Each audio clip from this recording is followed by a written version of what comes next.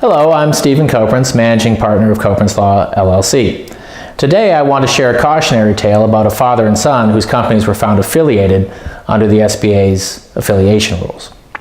Companies controlled by a father and son respectively were affiliated under the SBA's rules because there was no clear fracture of the family members' business relationships. In a recent size appeal decision, the SBA Office of Hearings and Appeals held that a son's company was affiliated with the father's company because the son had worked for many years at that company, that being the father's company. The son's company leased office space from the father's company, and the two companies engaged in significant amounts of subcontracting with one another. OHA's decision in ProSol Associates, LLC, if you want to look that up on the SBA's website, the docket number is SBA number SIZ-5813. That case involved a Marine Corps solicitation seeking a contractor to provide IT training. The solicitation was issued as a small business set-aside under NAICS Code 611-430. That's the Professional Management Development Training NAICS Code with a corresponding 15 million size standard. After evaluating competitive proposals, the contracting officer notified offers that ProSol Associates LLC, which I'll call PSA in this video, was the apparent awardee.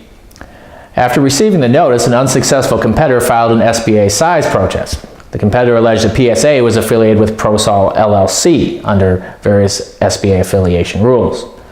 The SBA area office, which has the first cut at looking at size protests, determined that an individual named Michael E. Dean was PSA's sole shareholder and CEO. His father, Michael J. Dean, was the sole owner of ProSol.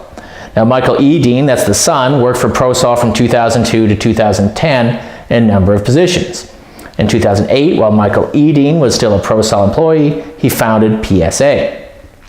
The SBA area office determined that PSA subleased office space from ProSol.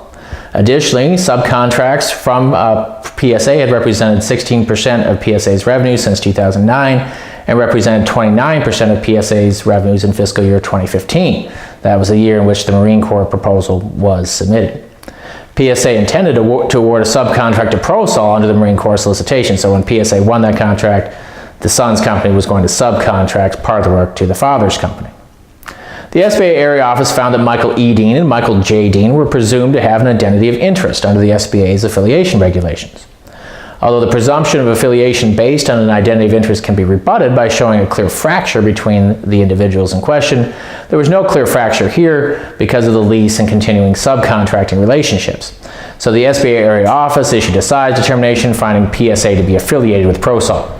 Now that affiliation caused PSA to be a large business ineligible for the Marine Corps contract. PSA filed a size appeal with the SBA Office of Hearings and Appeals.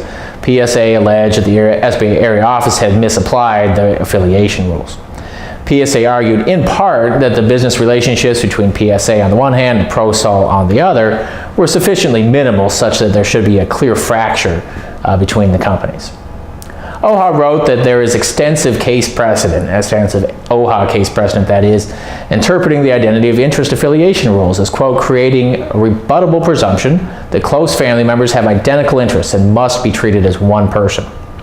Citing a 2014 size appeal decision, OHA wrote that, again I'm quoting, when one concern is owned and controlled by a father and the other is owned and controlled by a son, the two concerns are presumed to be affiliated by an identity of interest. OHA reiterated that a challenge concern may rebut the presumption of identity of interest if it is able to show a clear line of fracture among the family members. A clear line of fracture exists when the family members have no business relationship or involvement with each other's business concerns, or the family members are estranged. Additionally, a minimal amount of business or economic activity between two concerns does not prevent a finding of clear fracture. After revisiting the various relationships between PSA and ProSol, OHA wrote that the facts here thus support the area office's conclusion that Michael E. Dean cannot be said to have made a break with his father's business interests and thus has not achieved a clear fracture. Rather, OHA said he has continuously been involved with ProSol to a significant extent from the time he became PSA's principal until the present.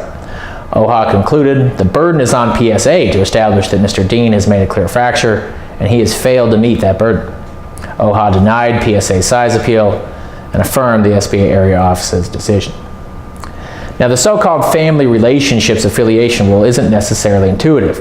After all, it can apply, as it did in the ProSol Associates case, even when the two firms in question share no owners or officers.